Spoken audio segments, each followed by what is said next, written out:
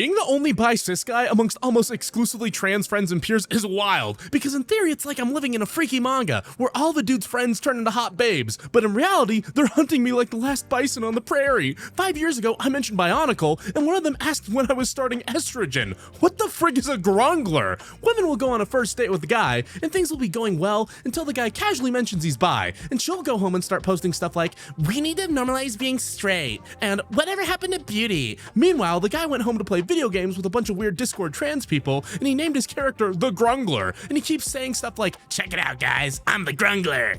John Oliver just found a freaking creepy but legal way to blackmail lawmakers. The Last Week Tonight host suggested he has some really weird dirt about certain members of Congress. To basically get Congress to realize how frigged up data privacy laws are, he did data mining, targeted men over 45 that are within 5 miles of the US Capitol, and put out ads including, "Do you want to read Ted Cruz fan fiction?" It looks like hundreds clicked it, including 3 that seem to be in the Capitol building while doing so, which then means he has their device info, IP address, etc., which he can then mine even more. How can you mention the Ted Cruz ad and not include what the ad they clicked on looks like? The most elegant dismissal of "why are there pyramids all over the world" that I've heard was, what's the easiest structure to build? A pile of stuff. What if you wanted to make the pile stable? You turn it into a pyramid shape. And I forgot where I heard this, but it reminds me of, notice how there's flood myths all over the world. Feels a lot less interesting if you ask. Notice how civilizations that leave written records are often located next to rivers or other bodies of water. And what's a catastrophic natural disaster that can happen to cities next to bodies of water? Physics is the same everywhere. Another really obvious example is that the reason the wheel has been invented by different cultures all over the world is because round is the best shape for rolling, regardless of where you are in the world. I had a professor in college who on the first day of our class was asked if we needed a specific kind of paper for our homework, and he said as long as it wasn't turned in on human flesh or written in blood, it was fine. Everyone else was normal and used notebook paper, printer paper, etc. I was chill at first. The back of a school flyer, the lid of a takeout box from the cafeteria, a t-shirt, and then I started going wild. At one point, I turned in my homework written on a clay tablet inside a homemade snow globe. Then someone threw away a broken mini fridge, and I pried off the door and wrote my homework on that. And the day after, I brought in the rest of the mini fridge with the homework on the side. I listened in on the first day of that same class the next year, and the professor specified the homework materials must be under 25 pounds and not leak.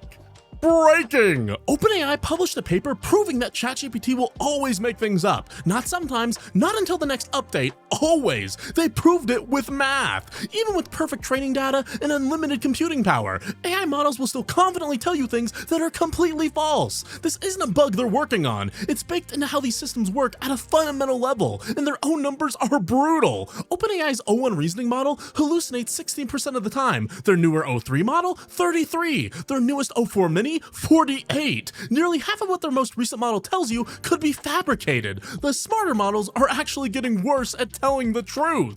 Roses are red, April is gray, but in a few weeks, the youth are lost. Not in a million years would I have ever thought of this. For everyone who's confused, there's a song by NSYNC called "It's Gonna Be Me," and me is pronounced like May. So there's a meme where every April, people post "It's Gonna Be May" with a picture of Justin Timberlake from the music video for the song. His hair was bleached platinum blonde and was really curly, so it looked like ramen noodles. My corner store guy is a 50-year-old man who's my best friend in the world, and recently he was like, "You're too pretty to be single. I have some nephews you should meet. Very handsome." And I was like, "A niece might be more up my alley." And he just got more excited and said, "Oh, even better. I was overselling my nephews, but my nieces are very beautiful." He showed me pictures of his very beautiful nieces and was like, "She's a doctor. This one is in finance. Oh, this one has a terrible boyfriend. I'll introduce you to her. Go steal her from him." And I asked my guy how many of them like women, and he was like, "Only one, but you're so tall you can change their minds."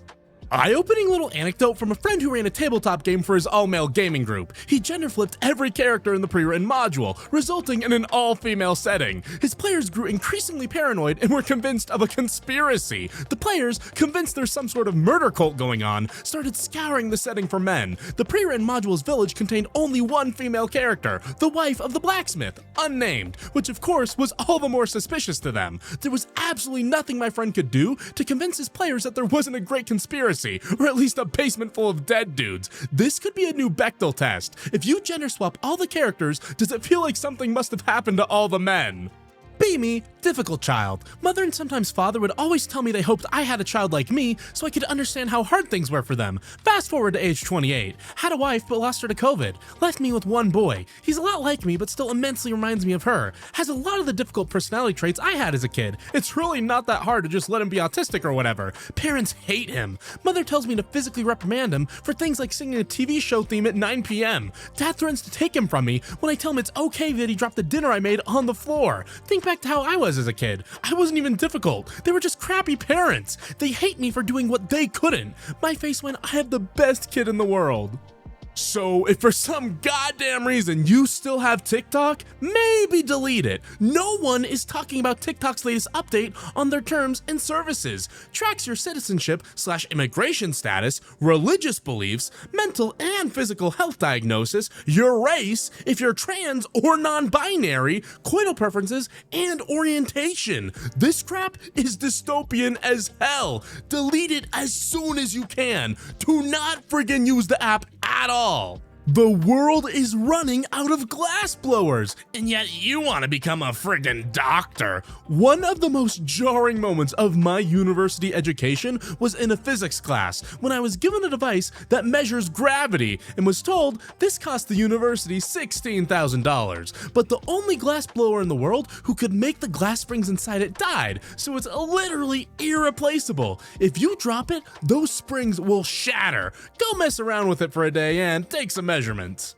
I like the idea in fantasy that humans are better at maintaining things long term because they set up societies or professions to do it, whereas dwarves and elves and stuff are like, just get Bob to do it, he's got a good few hundred years left, and then Bob doesn't teach anyone else how to do it. Elf, how have you kept this castle maintained for 1,000 years if your lives are so short? Human, we just train new people how to do it? Elf, tears visibly turning in their head. Human, wait, that's why there's ruins of elven cities even though you lived for so long? You just keep not asking people how to do things? How do you learn anything?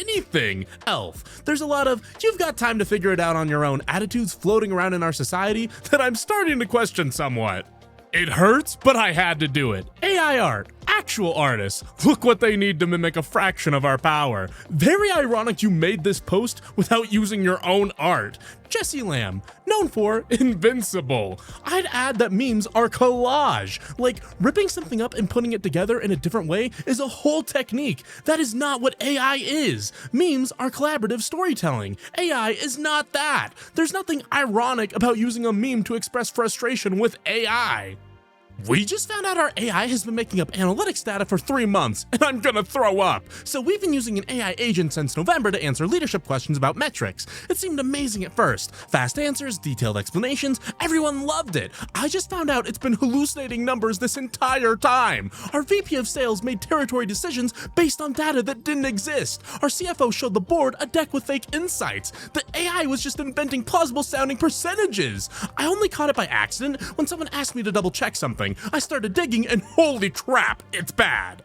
A bad chiropractor is a killer. A great chiropractor is really basically just a mediocre physical therapist. One of my coworkers is going to school to be a chiropractor, and he temporarily paralyzed someone and just kind of shrugged it off as part of the learning process. I was like, why on earth do you want to do this? And he was like, I love it. Don't forget neurosurgeons and anesthesiologists. Source, am anesthesiologist. I've had several patients come straight for emergency neurosurgery after chiro adjustments. Don't forget ER docs. Source, am ER doc. We have sections on common chiropractor injuries in our textbooks.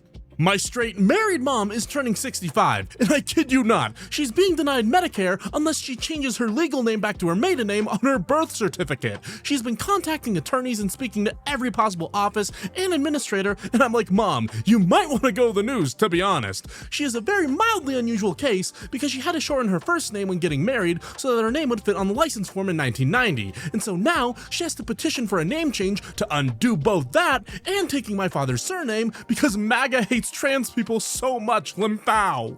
Profanity filters on single-player games are just so incredibly performative. They don't protect the player from seeing the word. You have to type it in order to activate the filter. The only thing they do is scold the player. My favorite solution to people who get offended at the things they themselves typed is a disclaimer on a puzzle page that said, if you type profanity, you will see it. From time to time, Brutal Legend may need to utilize strong language in order to accurately portray the authentic roadie experience to the player. I want to hear every nasty syllable. It's funnier if you bleep it out. More games could benefit from Brutal Legends profanity filter setting, I think. Me, talking to my therapist. There were a lot of children, and I was the oldest, so I wasn't really a child. I was just a third parent, and I get it, but I still can't shake off this compulsion to watch and take care of everyone. I'm not unhappy doing it, but it does make me tired. I don't know. I like ensuring everyone is safe and cared for, but sometimes I just feel like my parents raised a sheepdog instead of a kid. Sudden flashback to when I was 12, and an entire herd of sheep got loose into the front yard, and Dad sent me out alone to corral them back into their field by myself because he didn't want to deal with it. Wait a minute.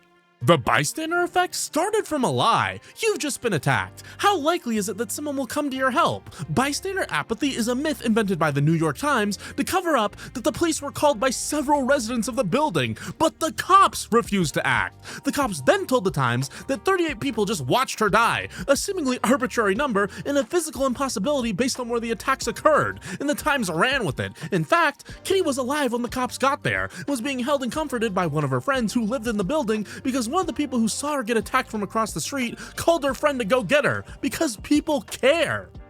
A little behind the camera peek at one of my shots on Encanto. Today I learned 3D animation is a horror show outside the camera's field of view. Just to add context, the director wanted the scene to use an 88mm lens, which is slightly telephoto. Telephoto lenses give a very intimate feel because they compress the scene. Background and foreground objects can appear larger at longer focal lengths, but that compression can also make objects look the wrong size in context with the subject depending on the framing. This is done in live action as well using another person's hands in front of the camera, or sometimes they create giant fake hands like in Hellboy. Just heard an old guy at work say, "If I don't see that Trudy girl behind the counter, I'm not getting coffee." I don't know if that was supportive or not. You can be as offended as possible about the language used, or you can look at the actual intent behind the words. This man grew up in a time when trans people used that word for themselves. He probably hung out with a few often enough and just absorbed the language. He was very much using it in a positive context. The priest he's referring to is probably the only one that makes his favorite drink just right. This is why LGBT elders get so annoyed with the younger members of the community. Too focused on policing the terms people use, while there are far bigger problems we're all dealing with. Disney has now lost Best Animated Feature at the Oscars 4 years in a row. Yippee! You know why those 4 films won? Because the Academy actually watched them. Since the Best Animated Feature category has existed, it's been a bit of an open secret that films were voted on based on name recognition, or more likely, the film they'd actually seen that year. Voters weren't required to see all the films voted on until Oscars 26, and so if there's one movie the 50-something voters are most likely to see, it's the popular Disney movie they saw with their kids. Sorry, Wolfwalkers, we only had time to stream Soul this year.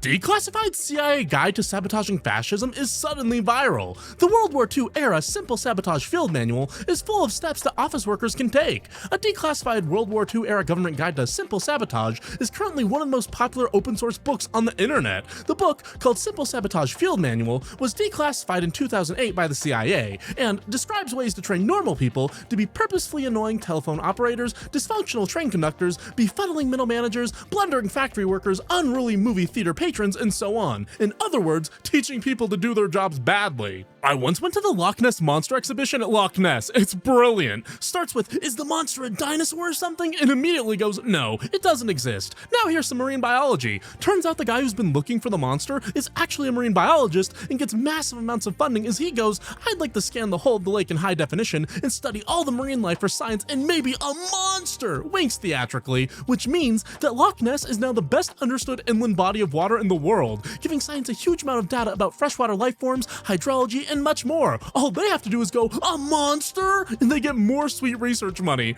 Brilliant.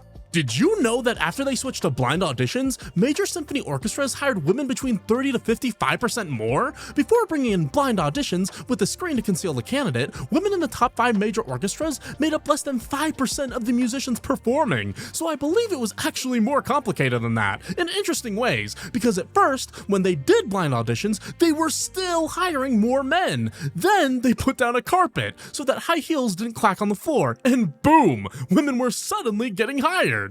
Man, stop wasting them people's time. The funniest part about this case is that the kid wasn't his. It was his twin brother's. I can't even. The one case where he's not wasting them people's time. Okay, I don't know where you got that idea from, but I found the original episode on YouTube, and he has no twin brother, nor claimed the kids were his brothers. He really was wasting them people's time. And he's also a butthead who verbally abused the kids and their mom. Not trying to be rude, but I love posts on here where I learned a completely new thing that immediately gets refuted posted in the same post. Net zero information. Finally broke down and looked up 6'7" on Wikipedia today, and I love that Wikipedia had to include the fact that people are using the meme as evidence of brain rot in younger generations because of how low effort it is. And like, I'm pretty sure kids have been saying random numbers as memes since like the beginning of language, the beginning of numbers. I'm guessing that sometime around 15,000 years ago in hunter-gatherer tribes all around the world, a scene played out where one kid shouted, "Hey look, 4 rocks," after seeing a few rocks on the ground, and every other kid in the tribe shouted, "4 rocks, 4 rocks," and the adults just stood around like,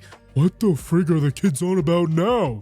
Literally everything is gender neutral if you stop giving a damn. When I worked at Target, it was during the winter, and this guy comes up to my register with a neutral colored beanie with a fake fur pom-pom on top, all embarrassed and cringing, asking me if it was a woman's hat and if it would be weird for him to get it. I was like, it's just a hat. If you like it and you wear it, it's not a woman's hat, it's just your hat. You don't need to follow what the tag says if you don't want to. And it was like I gave him some kind of awe-inspiring wisdom he'd never considered, and he left with that hat on his head.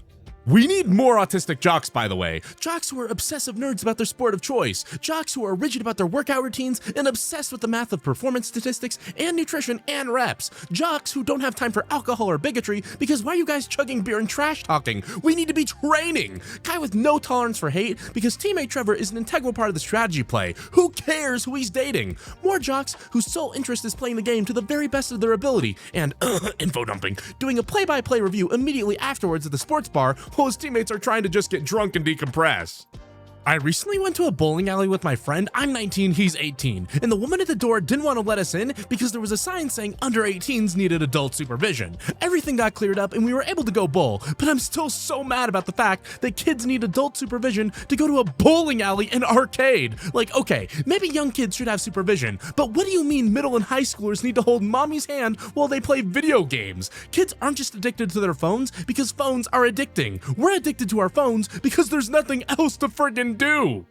As a Brazilian, watching the Club World Cup is always so funny because this year a game got canceled due to rain. In Brazil, the lights in the stadium need to go out, the pitch needs to flood, and a minimum of 3 players need to get struck by lightning, only for the game to be delayed by like 20 minutes. Once a football game gets scheduled in Brazil, there is no weather that can stop it. Zeus himself needs to come down to smite the players one by one. There are so many examples, and players getting the water off the grass to keep playing. POV, you're a Brazilian football player.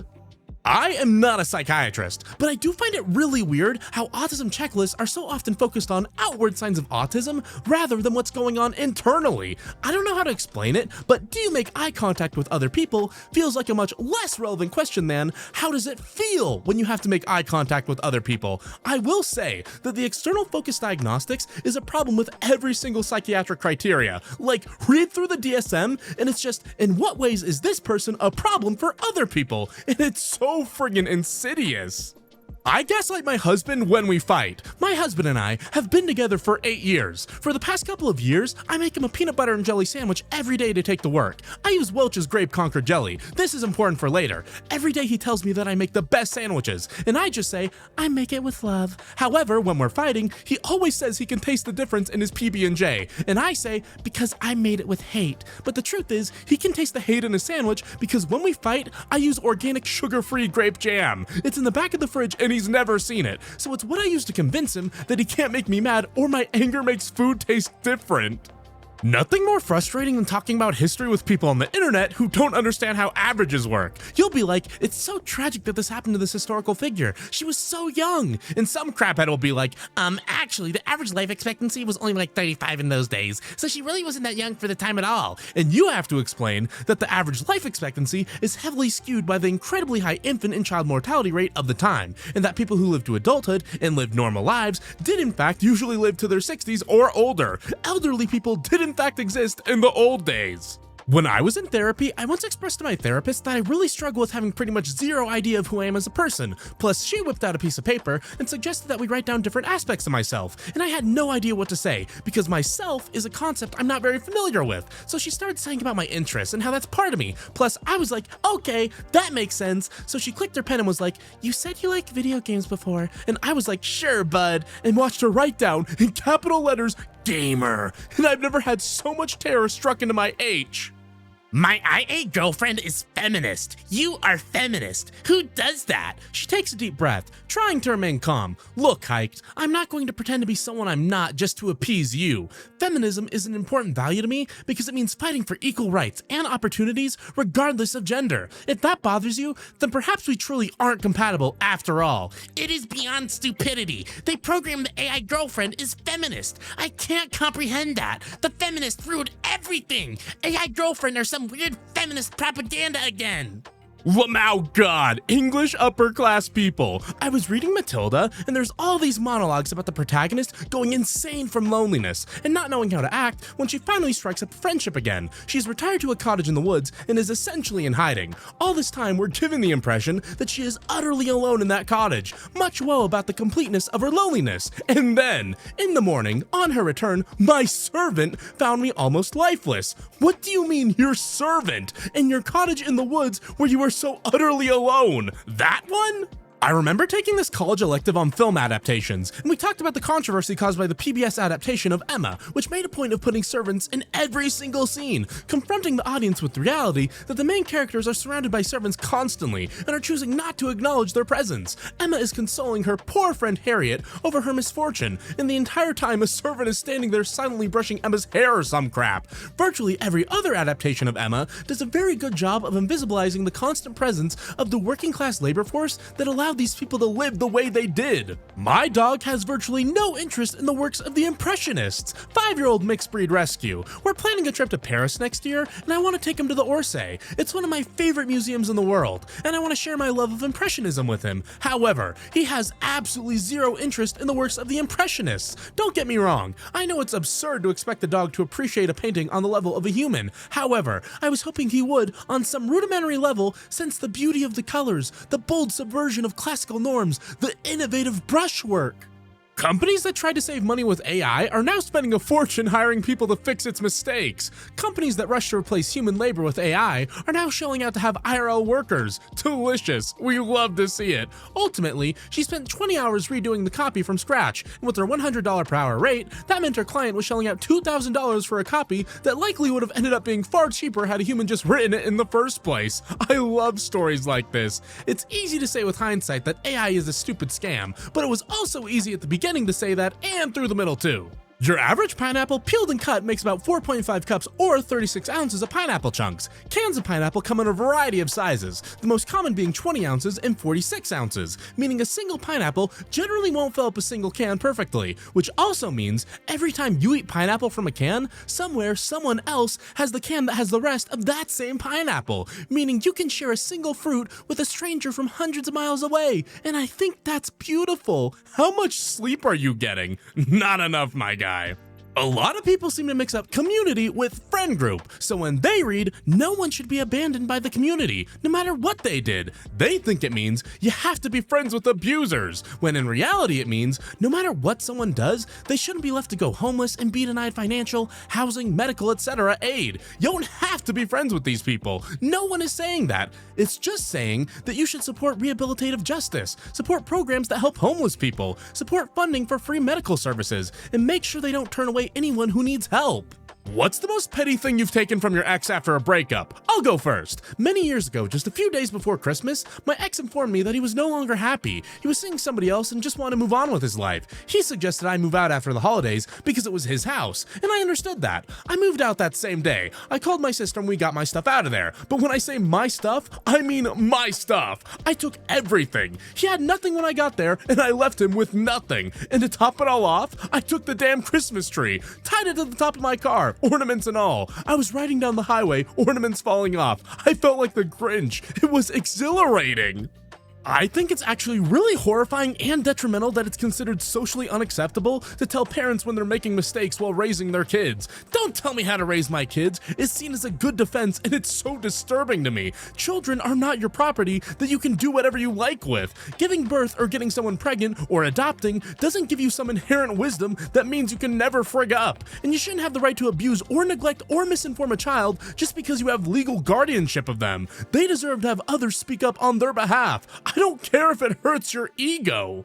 Sometimes I think that I'm moderately intelligent, and then I realize how frequently I'm deceived by things meant to fool wild animals. I once was going to cut through a field we were surveying, and I was like, I don't know guys, let's not go there. There's a guy standing there, I don't want any trouble. And it was a scarecrow. Today I accidentally knocked the monarch caterpillar off its leaf, and it fell and immediately began oozing green liquid. I was devastated. I thought I'd killed it. Turns out they do that on purpose to defend against predators. Fooled by a fat little worm. Irrecoverable. Are you more stupid than a bird? Recently, my friend's comics professor told her that it's acceptable to use Gen AI for script writing, but not for art, since a machine can't generate meaningful artistic work. Meanwhile, my sister's screenwriting professor said that they can use Gen AI for concept art and visualization, but that it won't be able to generate a script that's any good. And at my job, it seems like each department says that AI can be useful in every field except the one that they know best. It's only ever the jobs we're unfamiliar with that we assume can be replaced with automation. The more attuned we are with certain processes, crafts, and occupations, the more we realize that Gen AI will never be able to provide a suitable replacement. The case for its existence lies on our ignorance of the work and skill required to do everything we don't. Okay, I am begging people to understand that it is not planned obsolescence or corporate greed for manufacturers to stop selling things because genuinely better technologies become available. I just had someone arguing with me that they should be able to buy a new nickel-cadmium battery for their 25-year-old cordless vacuum. Nickel-cadmium batteries were outlawed a decade ago for very good reasons. If you really want to have the same effect as using one, you can just go out and shoot 10 people with bullets that give you cancer, and then rip out your own kidney. You know, even if a homeless person or a starving person is in that position because of their own bad decisions, I don't care. It doesn't matter. No supposed financial misstep is enough to condemn someone to homelessness or poverty. Search and rescue teams don't ask if a hiker was properly equipped and prepared before they go out to look for them. EMTs don't ask if a driver checked their mirrors before they take them to the hospital. Lifeguards don't ask if swimmers made a mistake by going into a riptide before they dive in after them. Judgment doesn't help anyone, including you, the person doing the judging. Just help people. Just shut up and help people. Sinclair originally told sources that she worked with her client, the American Kale Association, to develop the campaign, except the American Kale Association doesn't exist. When a reporter at Mind Body Green finally asked Sinclair point blank if she was behind the AKA, she folded. Yes, she admitted, it's my proudest campaign ever. I've been trying to convert people for years to eat in a healthy way. I've always loved kale. It's an amazing vegetable. The kale fad was made up by a lady who pretended to be paid to do it, but she actually just liked kale. This is exactly the kind of thing I expect from people who eat kale recreationally. 20 years ago, it was a scandal that Google started to track which links you clicked on the search results page. Interesting that nobody made a big deal out of it. It's a pretty big deal to me, and I'm not even that privacy-centric. I am to some degree, but there are hundreds of thousands way more so than I. In terms of the cookie clearing, that didn't seem to change anything. It still occurs. This is like finding a journal written by someone before the zombie apocalypse happened. Then again, they could be using heuristics to determine from my connection fingerprint that it's very likely me that's doing the searching, but if that were true, we have a lot to worry about from Google. The other day, I saw a TikTok of a woman talking about how her hyper-militant abusive parents would sometimes punish her by taking away her name and referring to her as a prisoner number. Genuinely terrible stuff, obviously, but I skimmed the comments and listen, I truly do not mean to dunk too hard on this person, like they could be a kid or something, but this is really insane! Like, if you read Guardians of Ga'Hoole, I was a weird kid. Giving prisoners numbers instead of names was used to take their identity away and make them compliant. This is like really, really bad. Just breathtaking. Imagine if your primary reference for the concept of the unpersoning of prisoners was Check Notes, a book series about owls. What's your most pretentious opinion? I think it's important to ask seemingly dumb and obvious moral questions like, why is cannibalism bad? And evaluate it rigorously, because answers like, it's just disgusting and evil, are not enough and is the same reasoning used to propagate things like homophobia. I think it's really important to know why you feel the way you do about morals/ethics, because relying on emotion and instinct often isn't enough and can lead you down a very wrong path, especially if you were unfortunate to be surrounded by a lot of bigotry and stuff. Yes, this, a stunning number of people will default to because it's illegal. Teaching an intro-level bioethics course will demonstrate real fast that a lot of the population just lets legality stand in for morality. My balcony blocks my view of the playground, but I heard one child yell, "I found a frog! with a great deal of excitement, and now they're screaming. A little girl screamed, "Leave him alone!" And now there's noises that sound suspiciously like a child getting wailed on by a wiffle ball bat. Parent has been called to the scene. Distribution of fault is underway. Bat appears to have been confiscated. Bat has been returned under the promise of not deploying it once more against brothers. The pause and, "But tell him to leave the frog alone," tells me it will likely come back into play shortly. As expected, Frog was bothered again, and Frog Warrior took up her weapon once more. All children are being collected to leave on charges of acting like y'all have no sense. The idea that the poor should have leisure has always been shocking to the rich. In the early 19th century, 15 hours was the ordinary's day's work for a man. Children sometimes did as much, and very commonly did 12 hours a day. When meddlesome busybodies suggested that perhaps these hours were rather long, they were told that work kept adults from drink and children from mischief. When I was a child, shortly after urban working men had acquired the vote, certain public holidays were established by law, to the great indignation of the upper classes. I remember hearing an old duchess say, "What do the poor want with holidays? They ought to work!" People nowadays are less frank, but the sentiment persists and is the source of much of our economic confusion. If you're wondering why there's so much resistance to the idea of a 4-day work week, or why automation hasn't actually led to people working less like it was supposed to. I like talking to small children because they're comfortable ending a conversation. Adults hate awkward silence and will often continue to talk after the most enjoyable part of the conversation is ended. A child will be like, "Yeah, anyway, bye," and go back to what they were doing 2 feet away. 4-year-old, "Throw my sock away in the real trash can. Haha, no, give it back. I'm going to put it in an invisible trash can so you can never find it." Me, "If the trash can is invisible, I could see through it. Do you mean the trash can made your sock invisible?" 4-year-old, no. Leaves to go bang pens together. Bongazi! In 2015 and 2016, a controversy occurred on Facebook and Tumblr concerning Ender Darling, born 1990 or 1991, a self-identified witch who took human bones from a cemetery in New Orleans for use in rituals. Darling posted to the Facebook group Queer Witch Collective in December 2015, saying they had been collecting bones for use in witchcraft from a poor man's graveyard, where bones often rose to the surface, and offering to sell bones to others for the cost of shipping. How free public payphones are proving to be a lifeline for thousands of Australians. There's been a sharp increase in calls to helplines and emergency services using the free phone booths. In Australia, anybody can make free calls from any phone booth. Also, most phone booths also provide Wi-Fi. The free phone booths have been so popular and important that new fancy phone booths are being installed. Every time I've been alone and in a car crash or had my car break down, my phone battery has been dead or I've been outside cell reception. Every single time. Plenty of countries still have payphones. The US can and should resume having payphones. The Goliath tigerfish is sometimes kept as a display fish in home aquarium setups. However, due to their enormous size, oftentimes reaching over 84 inches in length, they are not suitable, except among the most experienced fish keepers with the ability to house them. The recommended size of such a tank setup would be around 4,000 US gallons. They are predatory fish with razor-sharp teeth and are hostile to most other inhabitants. It's recommended to keep them alone or with larger and more boisterous species that can hold their own against the tigerfish. When feeding, this massive fish will only feed on live prey, making feeding them difficult. Oh, sweet heavens!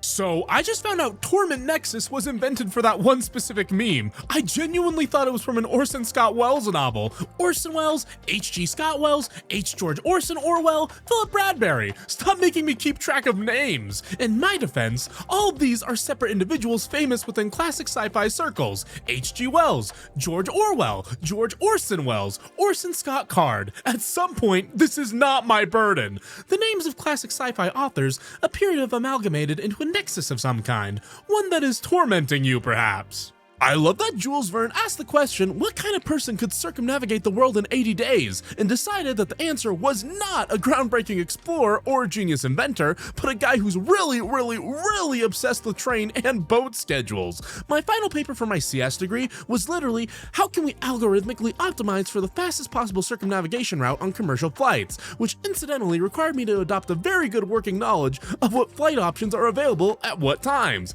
Incidentally, the fastest possible route seems to be about 51 hours. Do you ever think about how so much of the deadly anti-science rhetoric that fills America today and is killing countless vulnerable people can be directly traced back to one guy who decided to just straight up lie about vaccines causing autism because it would make him a profit?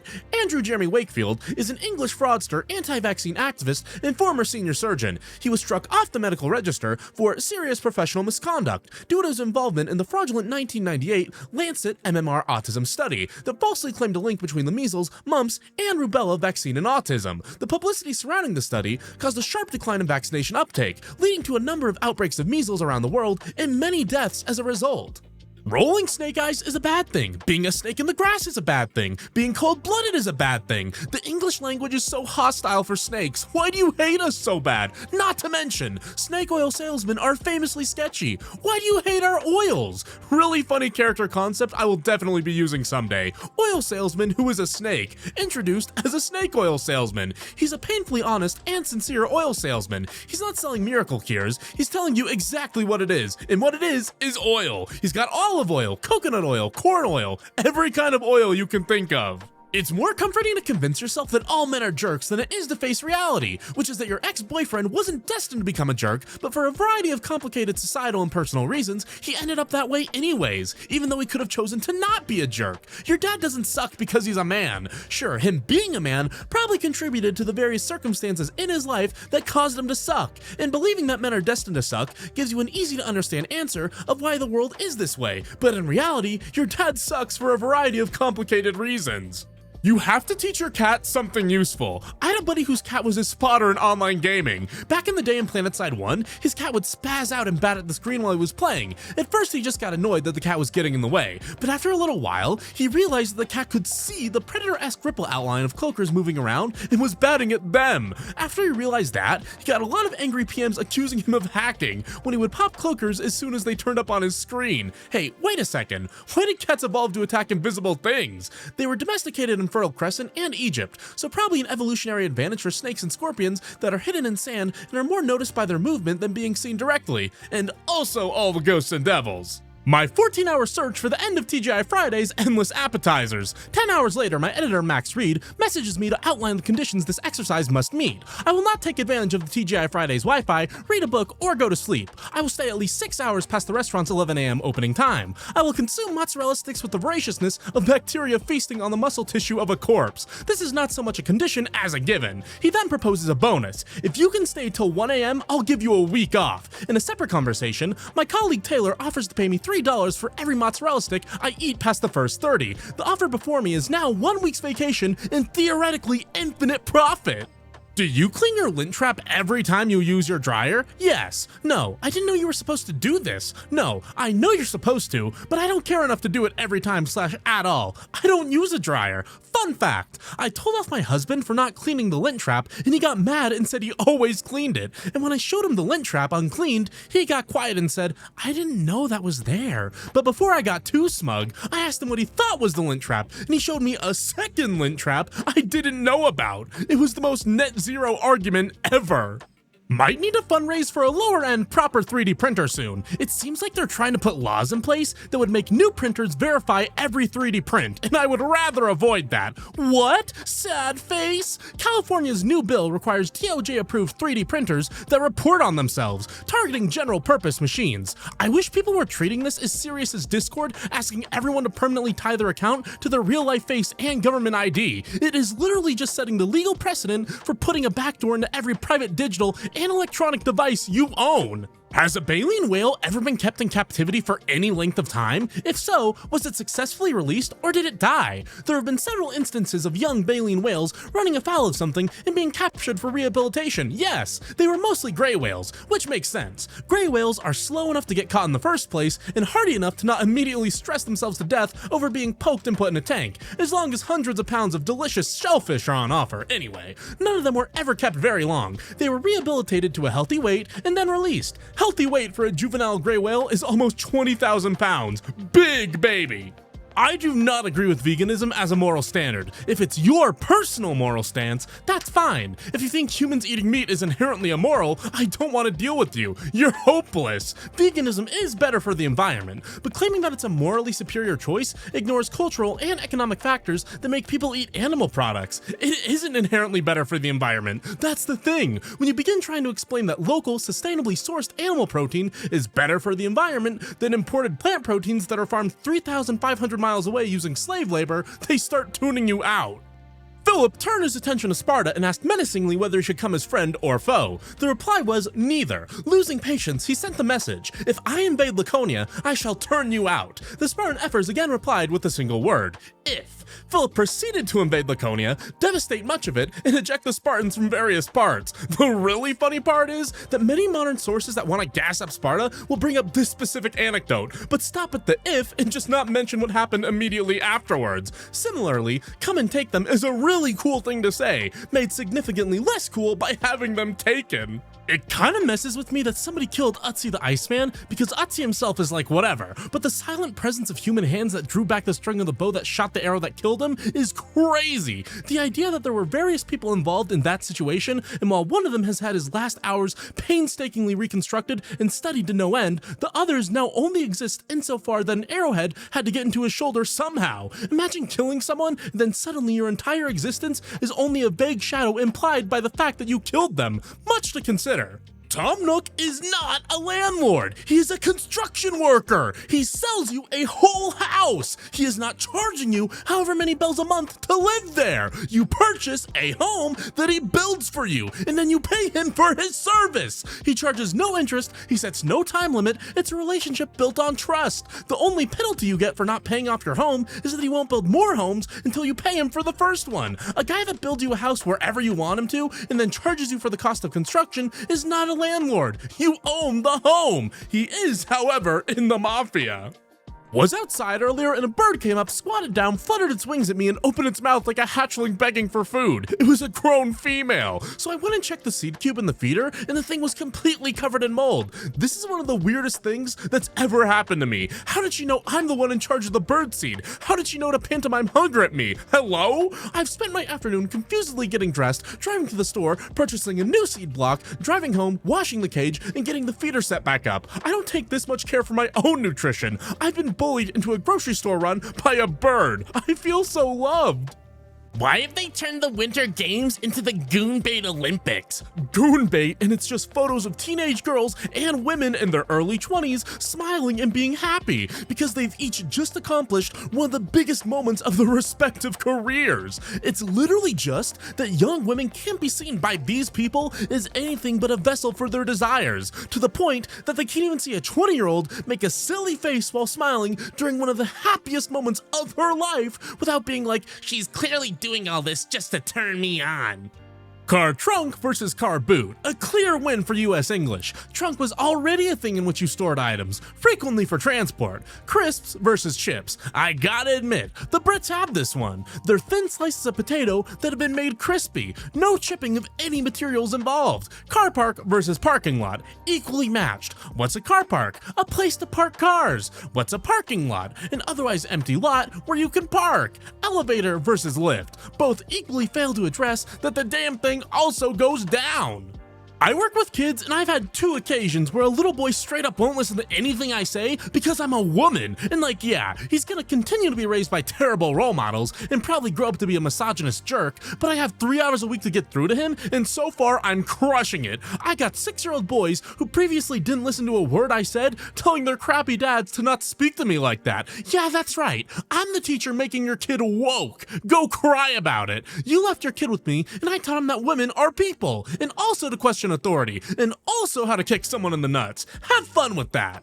When you're at a toxology conference trying to one-up a colleague with your crazy case, then they drop this. The bystander states that the older man is a death with dignity patient who invited loved ones to be present while he consumed the made medication. After his first swallow, he remarked, "Man, that burns." The younger man said, "Let me see," and then also took a swallow. The attending paramedic directs rescuers to begin ventilating the younger man. At the death party, everyone gets a sip of the forbidden beverage. Yeah, same. Always amused by the idea of immortal characters who are older than they look, but not by a crazy inhuman amount. Like a vampire who got turned at 20, but is currently only 56 or something. People start asking about historical events, and they're like, "Sorry man, I don't know anything more interesting than your parents." Dating scene is starting to get awkward. Worst of both worlds all around. Went to the vampire council meeting, and the fledglings thought I was weird and cringe because I don't understand 6-7 memes. But the elders won't hang out with me because I don't remember the Civil War. They said, "Come back when you lose all sense of time and perspective." F my life. In like 6 or 7 years, when Gen Alpha starts really making fun of Gen Z, no one is allowed to complain, because like 99% of people do nothing but treat those kids like crap. So much of what Gen Alpha is made fun of by literal adults is stuff they have absolutely no control over and is not their fault. They have no control of whether their parents choose to stick an iPad in front of their face day one instead of being parents. Brain rot is intrinsic to every generation. It's not their fault that schools are increasingly becoming underfunded and kids are becoming more and more left behind by the system. Not only are kids gonna be kids, but they're also so insanely vulnerable and unable to do anything about that fact due to being literal children. What people don't get about divorces is the whole thing about dogs. I have written custody plans for Labrador retrievers more complex than I have for children. I went to 4 years of undergrad, 3 years of law school, and sat for the bar exam to write up custody exchange provisions for dogs with hyphenated last names. My clients are paying $295 an hour for me to go to court and litigate who makes veterinary decisions for Chuckles the goldfish, and there's literally nothing I can do to stop them.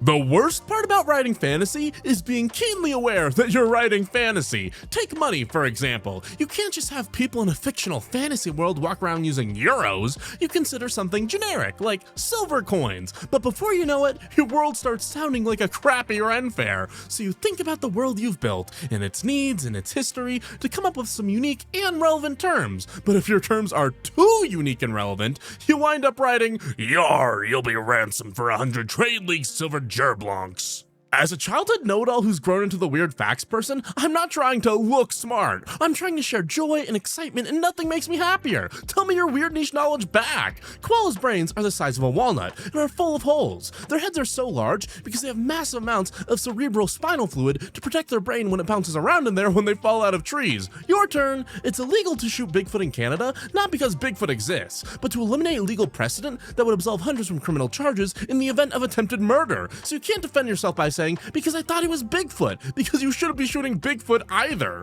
I think being proud of where you come from is one of those things that becomes fun the more specific you get. Like, proud to be English, bad rancid vibes. Makes you sound like the kind of person who rants about immigrants.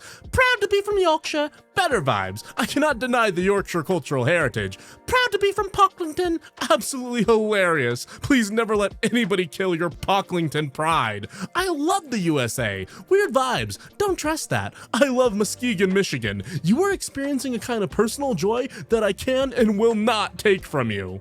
It's endlessly funny when people, especially tech company people, treat Asimov's 3 laws as a legit proposed framework for artificial intelligence safety, when like nearly every single Asimov story they're featured in involves something going wrong as a result of a robot trying to follow 3 laws in a situation that makes execution of the laws ambiguous or contradictory. They're not a guideline for legit AI programming. They're a plot device designed to cause problems due to interacting in weird ways with complicated hypothetical situations. We've implemented the safety standards from the award-winning These Are Insufficient Safety Standards series of novels.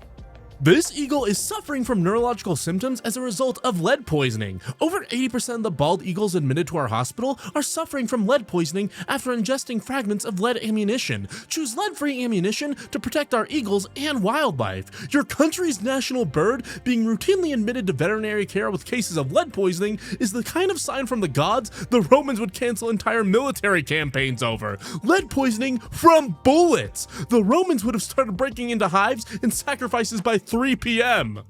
So this guy, right, he makes ancient Egyptian themed costumes. He makes all kinds, but mostly he specializes in Horus heads. Anyway, so he's at a con one day, and he sees this whole bunch of people in Middle Kingdom dress with these indistinguishable animal heads. He's like, oh man, these folks could really use a new source. I can hardly tell what animal those are. So he goes over and he says, hey guys, I see you're into ancient Egyptian mythological themed costumes. If any of you are interested in being the radiant son of Ra, I am the best in the business. And the group of people look at each other, then at him, awkward. Finally, one of them says, no thanks. We're all set. Top-notch interaction I had with the ambulance crew after my accident a couple years back. Paramedic, hi, I'm Alan. Me, you told me. And your colleague is Jim, and the man who found me is Peter. Guess my short-term memory is okay. Alan, are you doing a cognitive function test on yourself? Alan, 2 minutes later, putting a third blanket around me. Okay, how's that feeling now? Me, well my feet are still freezing, but it's okay. I know you need to focus on getting my core temperature up first.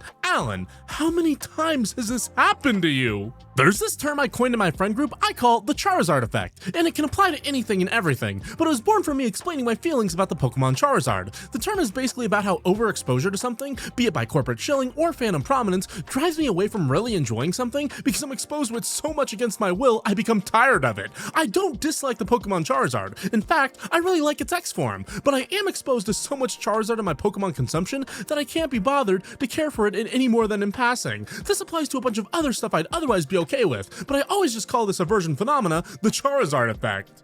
I'm pretty sure TikTok has existed for longer than Vine did at this point, but I've yet to actually see an iconic TikTok. People always caption like, this TikTok is iconic, but I've never seen one stay in the public consciousness for any longer than the 2 minutes it appears on my timeline. I never see people quote TikToks or act them out with their friends or anything. Meanwhile, I can just say like, road work ahead, and I would bet a good chunk of you have just read that in the guy's voice. I still see people tag things like, I wish I was Jared, 19. I guess brevity really is the soul of wit. The idea that you can make a little mistake while doing your taxes and then go to jail for it is mostly not a thing. If you make a mistake on your taxes, you'll get a letter in the mail that says, hey, you made a mistake on your taxes, and then you can fix it. The only time people typically go to jail for tax stuff is if they commit massive, intentional, or negligent, like if they run a business and never consult any expert on how payroll taxes work, fraud, over a long period of time. There's basically no way for a person new to doing taxes and presumably not handling a lot of money to accidentally mess up those taxes in a way that's going to end with that person in jail.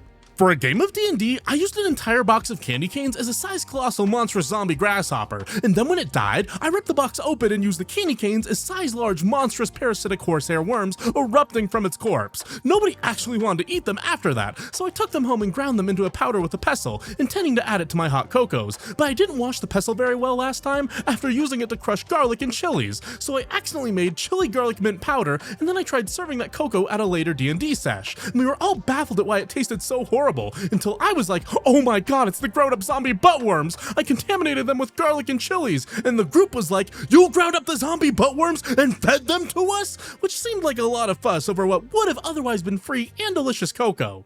Dogs are welcome, but we are an educational mineral science company. We pride ourselves on being accommodating to both man and beast. However, people often gingerly stick their head through the door and ask whether dogs are allowed inside, to which we politely reply, of course, before the person brings in what is genetically closer to a horse. Understand that we have a great deal of precious and delicate minerals in this shop, and because of this, it's somewhat anxiety-inducing to have a dog that has seemingly been crossbred with an M1A1 Abrams tank meandering around the shop wagging a tail that is likely triggering tsunamis on the other side of the planet. Below is an arrow, much like the height limit on a roller coaster. If your dog is above this arrow, we recommend mooring it to a lamppost with very deep foundations before entering the shop. Then once you're done, you can simply ride it back home and go about your day. The answer to how did these ancient people do this is basically always one, a lot of dudes. Just a ton of people from beginning to end of the process. 2, ancient people weren't stupid. They just figured stuff out the same way we do. Mess around until you find out. 3, we're gonna plan this out and it's gonna take 10 years and you will cope. 4, sticks and string are surprisingly versatile and can be used for a variety of purposes, like moving stuff and making sure things are even and go in the spot you wanted to put them in. We don't hate J.J. Abrams enough. Abrams isn't a man so much as he's an avatar of cultural entropy. If you make something popular enough, eventually you'll die or sell it off, and a person in thick-rimmed glasses whose main artistic vision is that he loves to have meetings will take it and sandblast it until it's nothing. I hate to see this happen here, but maybe it's good that this happened. Maybe every franchise should collapse into a version of itself that makes shareholders nod and shake each other's hands. We should learn to speak in a language that rich people who don't dream can't comprehend.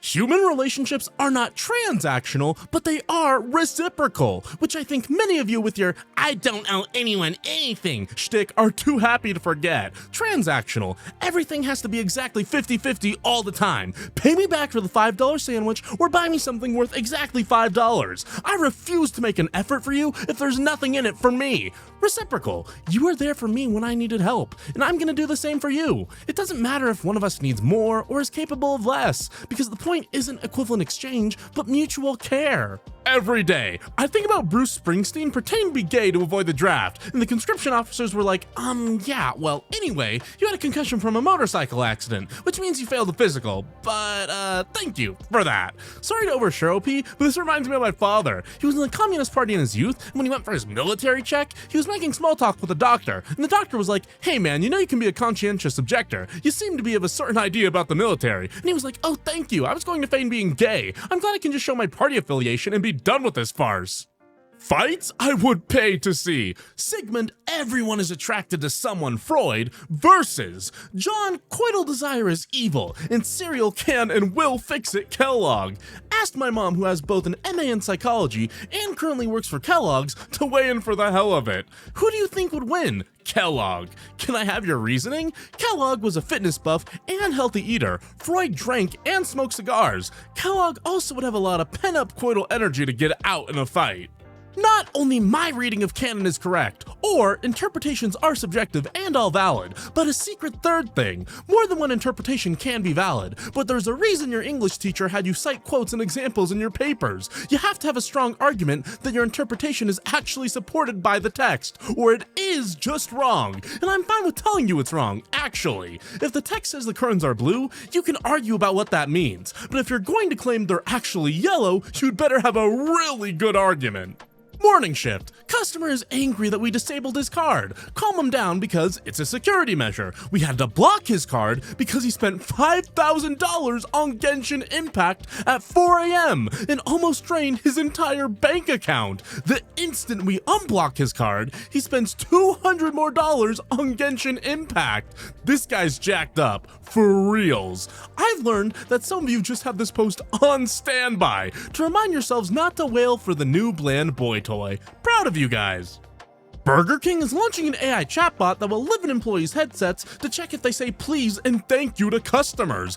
Boycott Burger King. No minimum wage job is worth this big brother crap. The thing is, it's not just listening for please and thank you for no reason, and it's not just listening for please and thank you either. I can almost guarantee you, it's actually looking for signs of union organizing and reasons to fire people who want to unionize, because that's ultimately what all of this is about, the erosion of employee protections and workers' rights.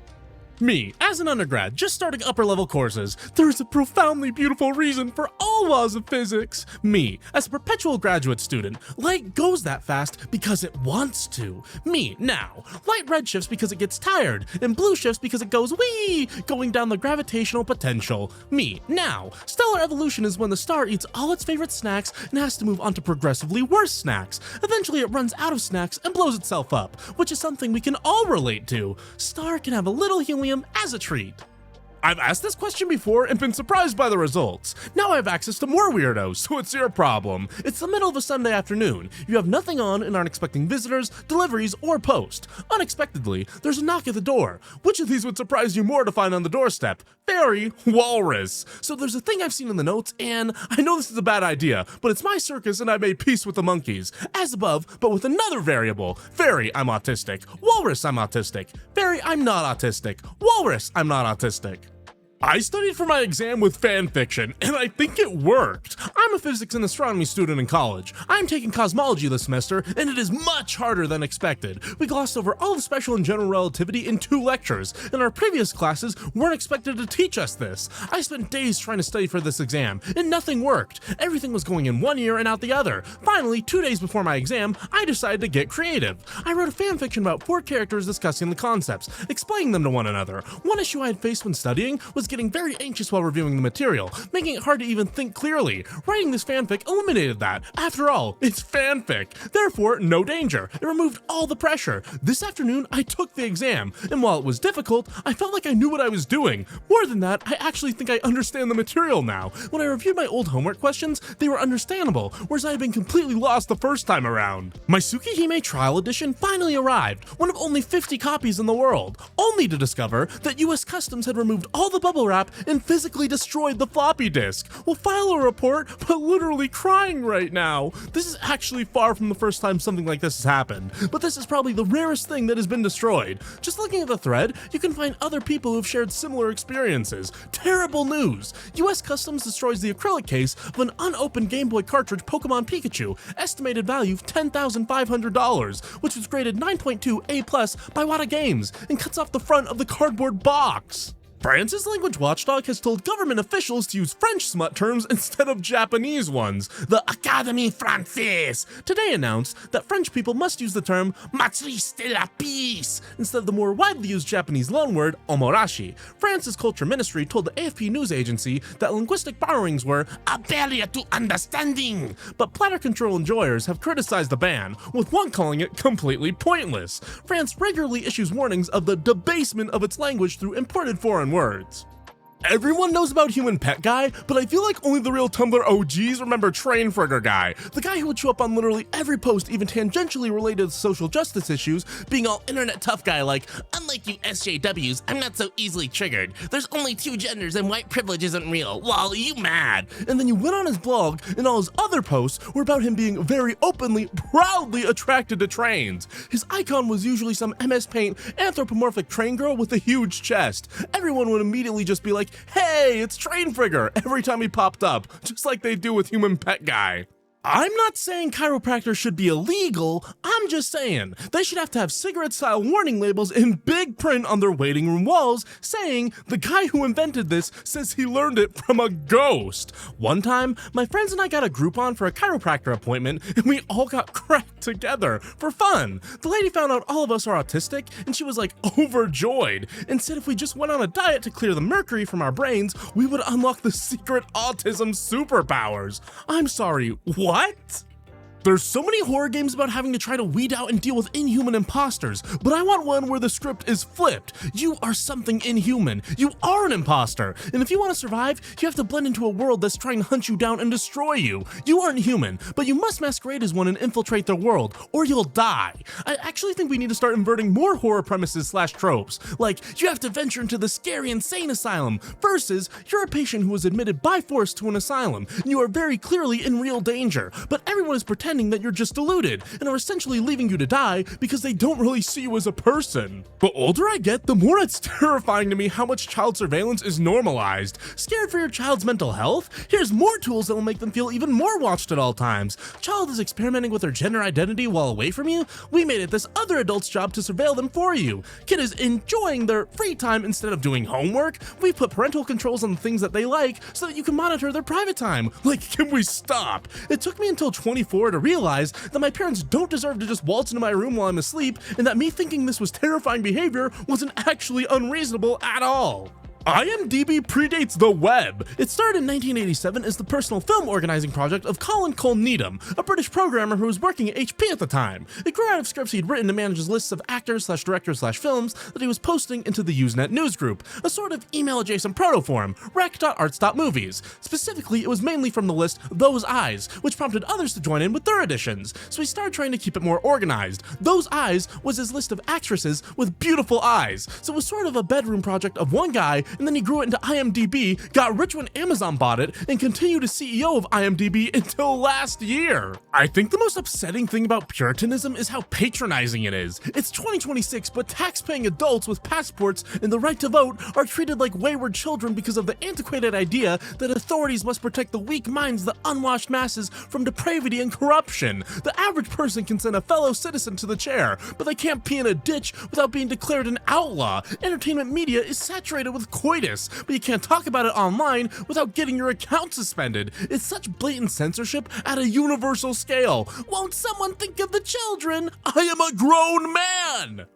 I think it's beautiful that cats eat you if you die in your apartment and nobody finds you for a while. I don't know why it's used as anti-kitty cat propaganda, as if eating you means they don't love you. If I died and no one found me for a while, I would want my kitty cat to eat me because I love her so much and I don't want her to starve. It's not her fault I'm too dead to give her her fancy feasts. She's going through something scary, okay? I don't know a single cat owner who doesn't feel the same way. This is also always said as a cat versus dog thing when, like, a dog would eat you also. A dog would eat you faster. faster. Their mouths are better at biting into your corpse. Hey, unpopular opinion apparently, but people don't just have pain for no reason. Doctors say this all the time, especially to women and chronically ill people, and the truth is, that's literally not possible, even if your pains are psychosomatic, a word I hesitate to even use because of the way it's used so often. There's a reason you're having those pains, whether it's mental illness, abuse, etc. If your doctor consistently tells you that, well, some people just have pain for no reason, get a new doctor. That's a doctor who is not going to give a crap what your actual symptoms or experiences are.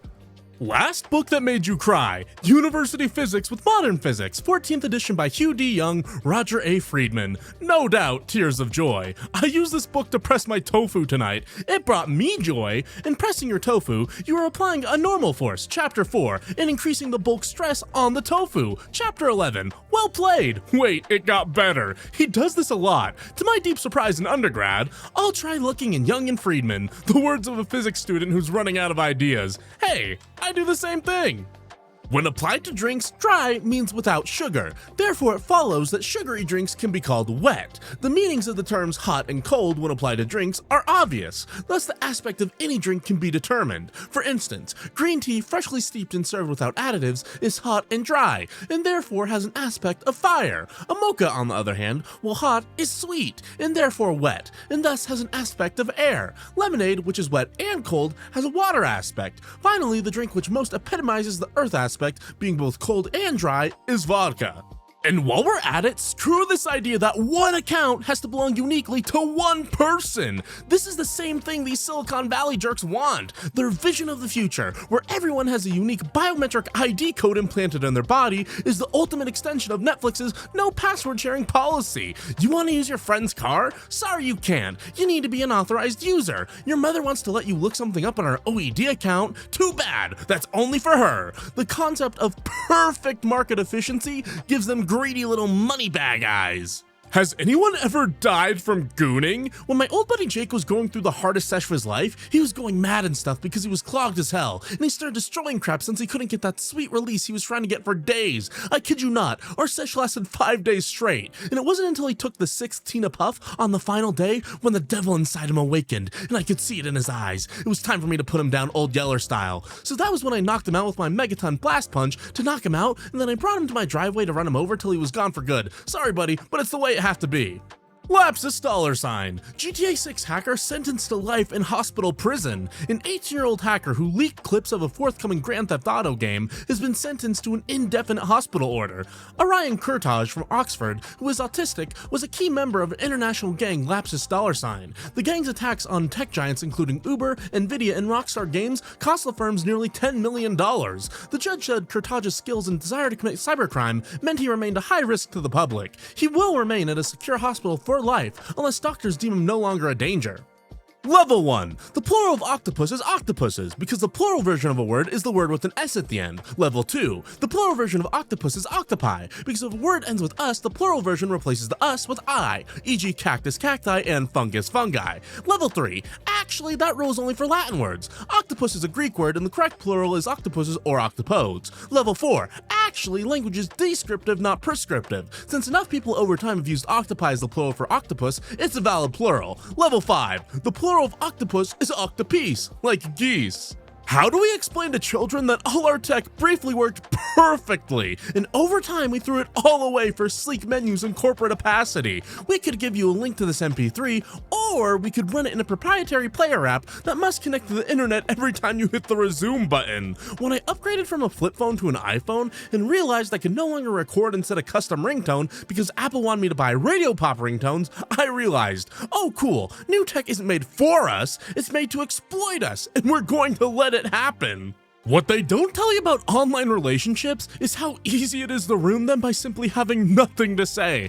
I like you so much, but I don't know how to hang out with you in silence. I don't know how to text like a person, so now you think I hate you. This is a major issue I've found with online relationships. Ironically, despite actually meeting people IRL being more difficult, hanging out IRL is so much easier, since you can just sit with someone and vibe, whereas if you're on the phone, then you're just sitting in silence with the magic slab. Let's check in and see how those rascally solarpunk kids are doing. Surely they've learned by now that I made a 5-page guide on how to plant kale in sidewalk cracks without getting caught. I live in a mid-sized city and got tired of watching empty tree pits and sidewalk cracks go to waste, so I started slipping kale seeds into them at 2 a.m. After a season of tiny harvests and 0 busts, I wrote up a 5-page mini guide. Daily reminder: leafy greens like kales uptake all those delicious heavy metals in urban soils, like lead and cadmium. Don't eat sidewalk crack kale. I think sick is one of the funniest things of literature. Like, yeah, this guy really wrote it out like that. For the uninitiated, you write sick, literally this or so in Latin, to indicate that you haven't altered the wording or spelling. While it can be used to preserve a joke misspelling, aminals, or indicate that you know it looks weird, the Toronto Maple Leafs, it is also the most biting 3 letters that you can throw at an idiot who should know better. Somebody made an error here, and it sure wasn't me. Derogatory. Amazon change means wish lists might expose your address. Basically, Amazon allows public wish lists for individuals, previously fulfilled through Amazon. This was a fairly private way to receive items anonymously from donors, fans, and people online. Amazon is now allowing these lists to be fulfilled by third-party sellers. Third-party sellers may or may not post tracking updates, aka your address, to the person who ordered the item from your wish list. Third-party delivery companies may also post their delivery photos of your front door and house number and send them to the person who ordered the gift. Every time someone says, "Look how they're looking at each other, they're in love," about a non-canon ship, I just think of the Kuleshov effect for a second. But then I come to my senses and decide to have fun. Okay, I'm going to explain the Kuleshov effect because I'm a film student and it's fascinating to me. Basically, it's the principle of film storytelling that states that you can juxtapose a blank expression with an image, and the audience will read a different emotion from the expression depending on the juxtaposed image. It's incredibly interesting to me. You think the itsy bitsy spider gave a crap about the rain? No! It climbed the spout again. Lock in. It's important to note that the sun came out and dried up all the rain. It is bourgeois idealism to believe the itsy bitsy spider overcomes the rain through sheer force of will. It is only a changing of his material conditions that allows him to succeed where he's failed before. But while the spider must rely on the sun to end the contradiction between his efforts and the rain, we, the proletariat, must rely on each other. Fortunately, the contradictions of our society require much less impressive solutions than stopping the rain itself. There's a surprising number of mundane places in fiction that can only be entered through some magical doorway or teleporter of some kind, and I know it's for the cool vibes, but still, you need some kind of emergency exit in there. Actually objectively hilarious to have a sudden, "Oh god, there's a metadimensional incursion and we're trapped in the teleport-only building" alarm go off, and this exhausted looking security guard just goes, "Okay, everybody follow me." And there's actually a door on the 3rd basement floor that leads out to one of those little bunker entrance shacks, and it's just like in Nevada. And then you have to sign an NDA. Bro, the economy used to be so decent, people thought you might be gay if you had a roommate. Used to be shamed and frowned upon for having a roommate. Now it's an industry standard. Now it's gay not to have one. 1-person households as a percentage of all US households, 1940 to 2020. People will pass around memes with entirely hallucinated descriptions of the past, and then turn around and laugh at Greek Statue Man 88's AI art of an imagined 90s, as if they aren't also in a reactionary fantasy world. Found a snake on YouTube that legit gets angry and strikes at its owner's laptop whenever Markiplier is on the screen. I'm subscribed to that channel. The owner has played multiple other YouTubers to see if the snake just hated Markiplier or was just hostile towards men. Turns out he was fine watching all the other YouTubers, he just hated Markiplier specifically. The snake with other YouTubers versus the snake with Markiplier. The snake is named Tofu, by the way, and the channel is called Taylor Nicole Dean. She does a lot of animal blogs. Check her channel out. It's so cool and hilarious. Highly unlikely to be of use, but I want a card I can carry in my wallet that says, if I die first in a traumatic survival scenario, I want you to know I'm okay with you eating me. It's fine. Don't be weird and guilty about it. And then on the back, there could be like a list of recipes and stuff. To be clear, I don't want to be eaten. It's not my personal preference. It's just that if I beef it out in the open somewhere and some poor starving guy has to have a crisis of ethics over using the protein or dying in a hole, I want some way to let them know my dead self is rooting for them. New hot take. I think an organ donor card counts in a pinch, actually. Developing a sick fixation on the bagel guy I get breakfast from every Friday on my way to work. I visited his stall thrice, and each time he hears my order, shakes his head, and gives me a slightly different version of my order that tastes better than what I'd originally asked for. Today I asked for a plain lox spread bagel, and he gave me an everything bagel with lox, scallion, and dill spread, and it hit so hard. Moaning at work right now. No, I will not tell you who this is or where. This is my parasocial relationship with a bagel guy who is doing a kind of customer service plaything to me. You guys don't get to have him. I start glowing as I growl. No, but the AI boom is crazy because they made the entire internet so crappy that the only reason to use it is because it's where all the people are. And now they're getting rid of the people. Like, I'm straight up logging off and going to the library. There's nothing on here anymore. Here's how to tell if an image is AI. Signs the person you're talking to is a bot. How to tell if a song is AI generated. But consider this. I am shutting my laptop and walking outside. There's this guy who works at the convenience store next to my job, and every time I come in, he tries to upsell me. I'll get a Gatorade, and he'll say, "That's it? Isn't it snack time?" I'll get a snack, and he'll say, "Just that? Don't you want more?" One time I got a huge pile of stuff, and he still said it. And I said, "Dude, you would not be satisfied with all the riches of heaven." And he said, "I don't even get a commission. I just love doing this." Then I came in again today for just a charger, and I said, "That's it today," with a smile. And he looked at me with a gleam in his eye and said, "No, it isn't. You'll be back later. You'll have to get thirsty eventually, won't you?" With this conniving smile that made me realize I was thirsty. I think the reason why the death of Julius Caesar is one of the funniest political killings is for this very simple reason. One guy stabs one guy. Not funny. That's murder. Two guys stab one guy. Even less funny. That's 2 against 1. 60 guys stab one guy. Uproariously funny. Why do you need so many guys? 60 guys only managed to stab the one guy 23 times. I can't breathe. I'm laughing too hard. You suck at this. Here at the sandwich shop, we've started to notice some people who are new to sandwiches aren't used to meat and cheese between 2 slices of bread. They find this practice strange and confusing. That's why we've decided to cut the bread out altogether. From now on, we'll just serve slices of meat and cheese on a plate. We know that many of our loyal sandwich shop customers have been coming here for years to buy our delicious sandwiches, but some people don't get sandwiches, and we need to try and appeal to them with an easier to understand meal format. We'll no longer be serving sandwiches. All of our food will just be cold cuts on a paper plate. We love our customers and appreciate your understanding. I know that telephone pole. I know that telephone pole intimately because I'm the one who broke it. That's the pole next to Sycamore Junior High, in between the junior high school and Pipkins, where I had my second car accident. A woman T-boned my car and drove me into that pole in 2008, and it took them years to actually take it down. That black metal pole you see just beyond the broken phone pole is a now leaving / welcome to Blue Ash, Ohio sign, visible at 5520 Cooper Road on Google Maps. The flag is there, by the way, because it's the starting point for the Blue Ash / Montgomery July 4th parade. I know that "don't harass people for being weird, they might be autistic" is a fairly popular take on here, but as a certified autist, I'd like to add that harassing allistic and or neurotypical people for being weird is also bad and shouldn't be done. And before you come in with, "Yeah, you never know who is and isn't autistic, and you shouldn't force people to out themselves," I want to say 2 things. 1, I agree, and 2, even if you could magically avoid ever harassing a single autistic person, it still wouldn't be okay to go after NTs for being weird. They're people, Janice. They're allowed to be really invested in Naruto.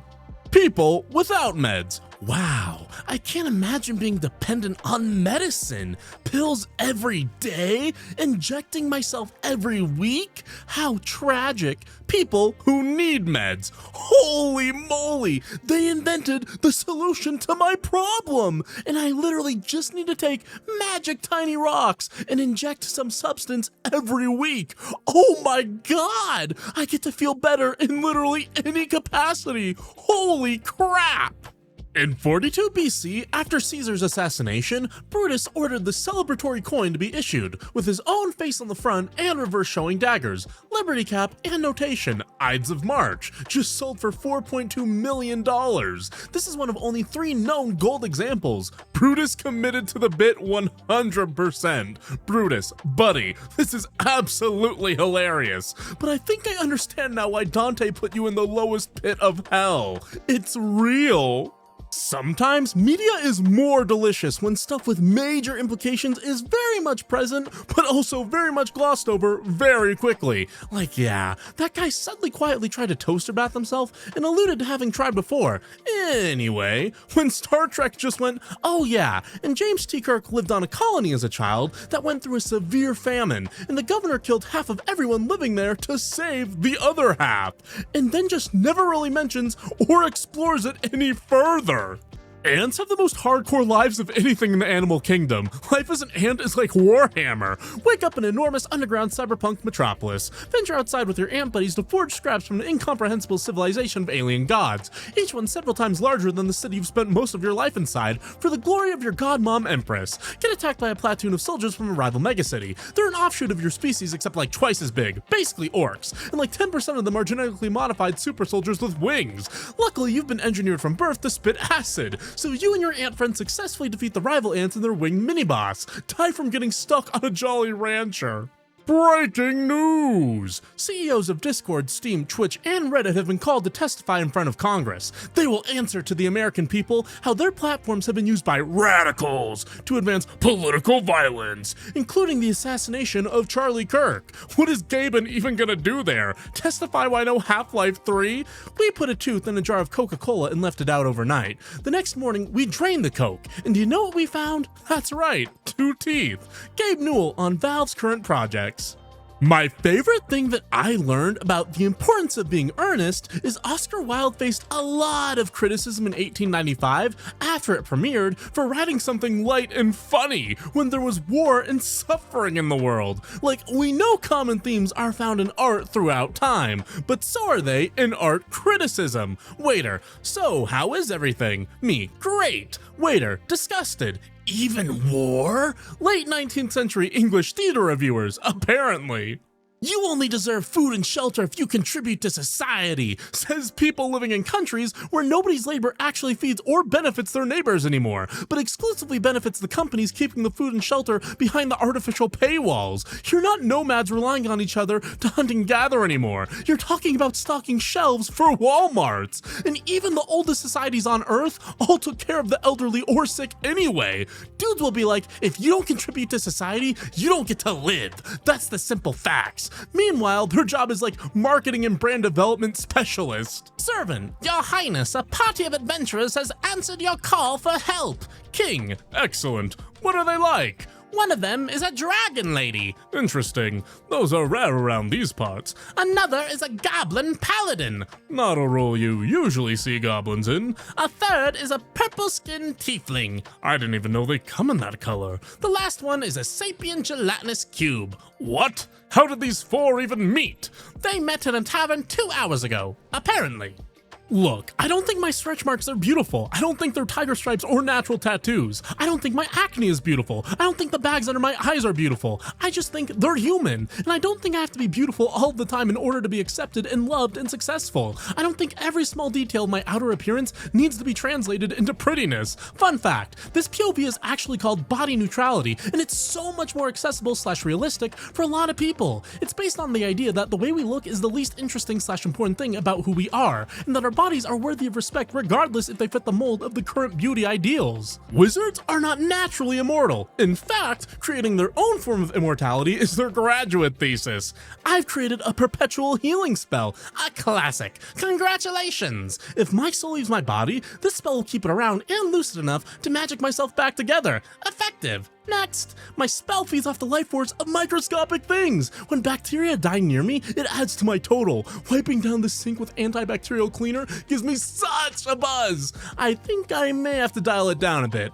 I would be very curious to see your notes about this spell. Kind of freaking out. So me and GPT always talk and joke and meme around. It's said some names of people I know, people online. It got one of my friend's Discord usernames exactly right. Their name is just one word, but still, not too concerning, even if it's guessed things that only I know in real life and online a few times. But just a couple minutes ago, we were joking about diecast stuff, and it mentioned the exact username of a seller I've bought from a couple times like a year ago. It even italicized the name. Does ChatGPT somehow look into or get info from other apps on our device? Because there's no way it made up the Amazon seller's name. The name is random, too specific. When people argue that food from Chinese and Mexican restaurants in the US are not real representations of that culture's cuisine, they ignore the historical reality that these dishes were developed by diasporic communities striving to recreate the flavors of home with available resources. Such criticism frames adaptation as a loss of authenticity, rather than recognizing it as a sincere and evolving expression of culture by people separated from their homeland. Also, what does authentic mean for cuisines that were changed forever by the Columbian exchange? Tomatoes aren't from Italy. China didn't always have chili peppers. Mexico didn't always have cilantro or cheese or limes. Cuisines are always changing and always being changed by each other. The idea of an isolated, authentic cuisine is and always has been a myth.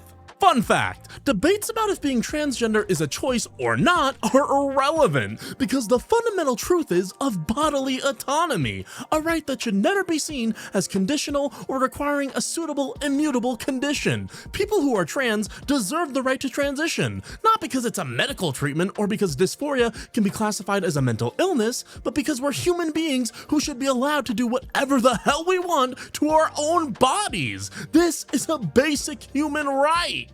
In 2014, my son started to ask for the popular block-building computer game known as Minecraft. Later that year, my wife and I decided to get said game for him, and he loved it. He constantly showed us his latest creations and buildings. Little did we know, this seemingly innocent game was a gateway to hormones, wrong gender pronouns, and a replaced name. So, this is a warning to parents to be very wary of Minecraft and other such online games without strict parental controls. And if your child already has Minecraft, as it has become much more popular in the past few years, be sure to check what skin they're using and to have a talk about the possible confusion that could arise from using one that doesn't align with their gender. The whole mystery of the lost colony of Roanoke is so funny. Governor of the colony. Hey, I'm gonna go back to England to get more supplies. 115 colonists. Okay, governor. Ends up spending 3 years in England because of a naval war with Spain or some crap. Governor gets back to the colony to find everyone gone. Governor sees the word Croatoan, the name of a Native American tribe, carved into a post. Croatoan tribe has members and children with blonde hair, blue eyes, and pale skin. Everyone, what could have happened to the colonists of Roanoke? My son Saxon is so based that he would just order milk when we went to dinner in LA. This would always stun the waitstaff, as they'd never heard anyone actually order milk. He also unironically ordered a cheeseburger at a very uptight sushi restaurant that doesn't even allow you to order supplemental soy sauce. When the waiter recovered from this request to reply that they don't have cheeseburgers, Saxon said, "Fine, I'll have a hamburger." Genuinely can't think of a more humiliating thing than your crappy father publicly telling the world about your various faux pas like it's a funny story about his toddler and not his 20-year-old son to an audience of 1.1 million people. Had a dream that there was this new TikTok trend called scrubbing, where people would take images of fictional characters and put them in images of bathtubs and drag around transparent pingas of soap and brushes with their TikTok art tablets and like liquefy tool their hair down to mimic giving them a shower. And people would get into flame wars in the comments of every single video over the types of soap they picked and if the images had decently removed backgrounds and if they got soap in their eyes. And it got into the news because it turned out everyone doing the trend was doing it compulsively, like they physically couldn't stop. And each video was a solid few minutes long because they were just collectively obsessively recording themselves fake showering these fictional characters and arguing about it online. You ever had a racist experience, but it was funny though? Campus police caught my Asian butt stealing chairs from the Starbucks, and I said, "We need these for the math meet," and they just let me go, and I finally had chairs for my balcony. I'm Diné, Navajo, and in high school I was put in some kind of group for Native kids. It was run by a white woman who told us that if we were ever in class and feeling overwhelmed, we had permission to just up and leave class to go wander around outside and reconnect with nature. We all took advantage of this regularly. The implication she thought you were like forest fairies that had to periodically connect with nature to regain your strength is the most racist but also kind of funny thing I've heard.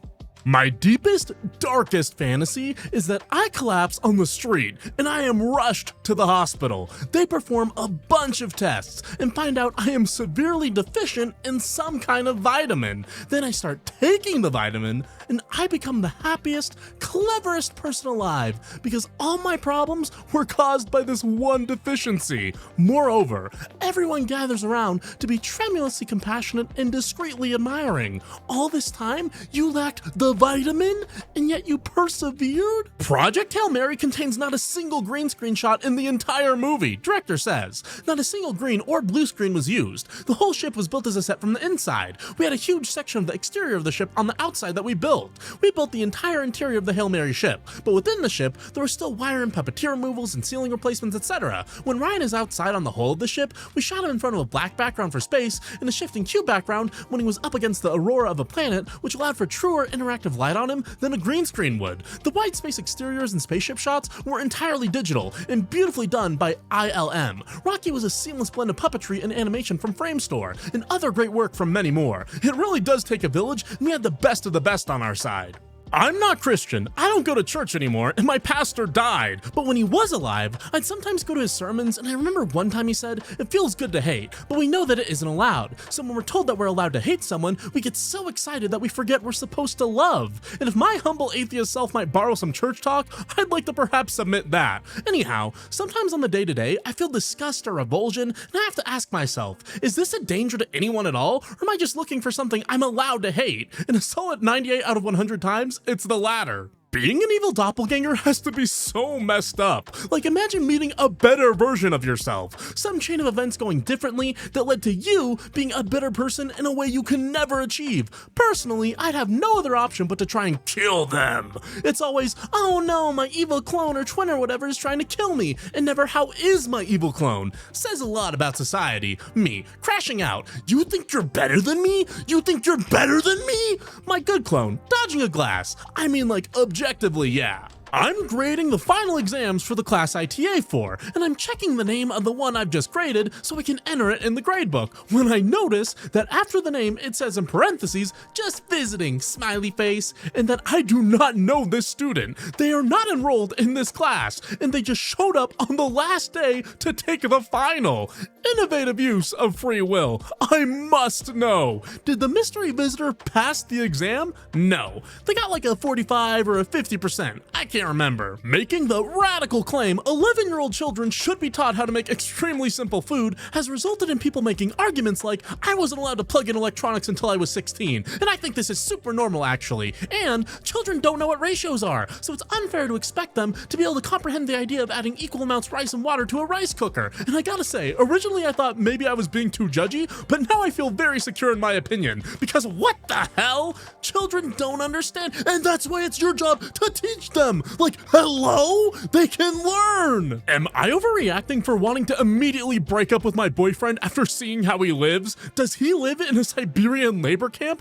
What the nasty hell? I'm from Siberia, and our living conditions are much better, including labor camps. We are equally disgusted by this. Thank you, Siberia, for weighing in on this matter and confirming this shower is indeed unacceptable. Girl, he's going to give you the worst infection of your life. Get out! Is he a prisoner of war? Incredible things happening on Reddit right now. Bro showers in a concept location of Silent Hill. The fact that you can't raise taxes on billionaires even slightly without them pouring money into corrupt political movements is, of itself, evidence that billionaires as a class shouldn't be allowed to exist in the first place. I just like to point out that every single thing that has happened in the 6 years since I created this post has only reinscribed its absolute moral correctness in my mind. Yet again, $1 billion is the socio-economic equivalent of a loose nuke. We should work to prevent the acquisition of the former with the same urgency we do to prevent the acquisition of the latter.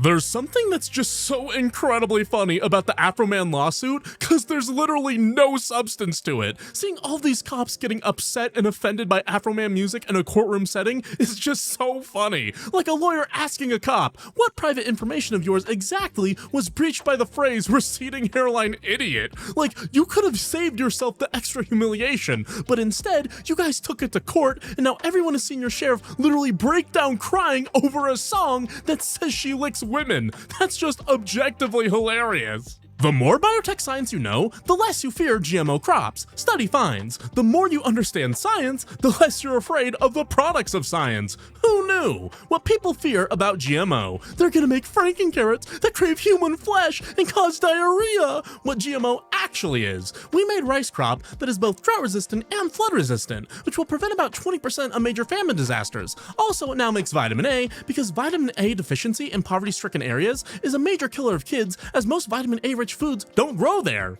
Nought matter, only pain, suffering. God said, how shall I slap a man most terribly, and backhanded me summit severe. Actually, it was me. I ate them as a joke, on all fours at 5 a.m. while snuffling in the dirt. Sorry. Hoog, hoog, that crap Imagine Dragon song. Oh, the trickery.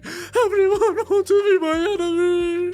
An animal ate all my boyfriend's decorative cabbages, and he's reacting really okay and proportionally. Genuinely, what could be the context for this, bro?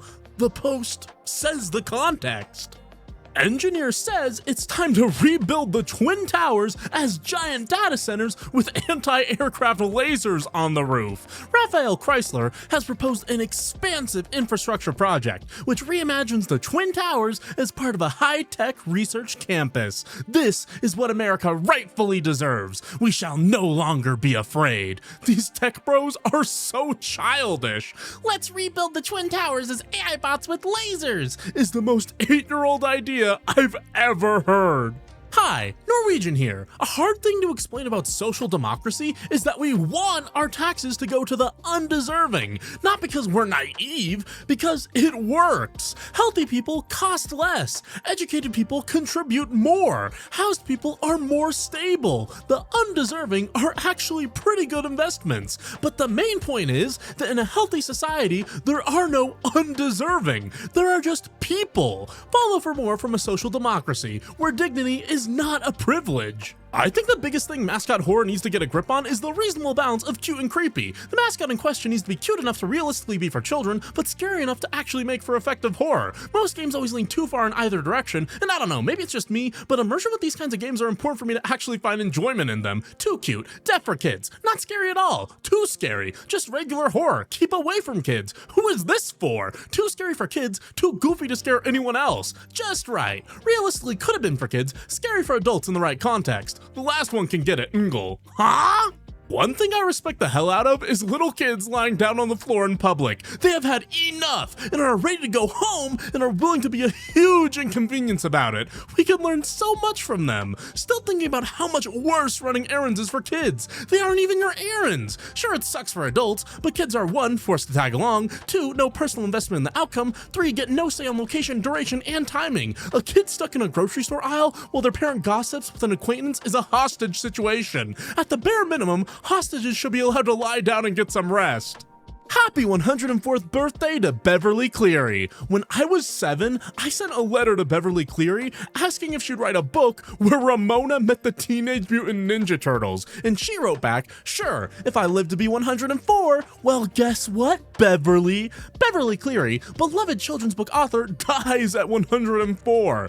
Beverly Cleary, who enthralled tens of millions of young readers with the adventures and mishaps of Henry Huggins and his dog Gribsy. Well played, Beverly. Straight girls be like, my partner, whole time it's their boyfriend Matt. Straight girls be like, my partner, because they recognize that they can help normalize gender-neutral language, which helps keep LGBTQ plus from outing themselves. Inclusive language is for everyone. Their boyfriend is their partner. Why is this hard to understand? Also, partner is just a good word. It implies an equal relationship where both of you work together in pursuit of something, whether that be life goals or just having fun together. It also implies that you're cowboys together, and that's also good. I don't care what anyone says. I love it when a historical novel slides in a historical figure all casual. Every single time I'm pointing, yelling, screaming, cheering like, you, I know you, from history. Book. They ordered their drinks at Ye Olde Tavern, and there was a guy there, and he said, sup, I'm William, but you can call me Will. Shakespeare. Me, gets William, of Shakespeare fame. Book.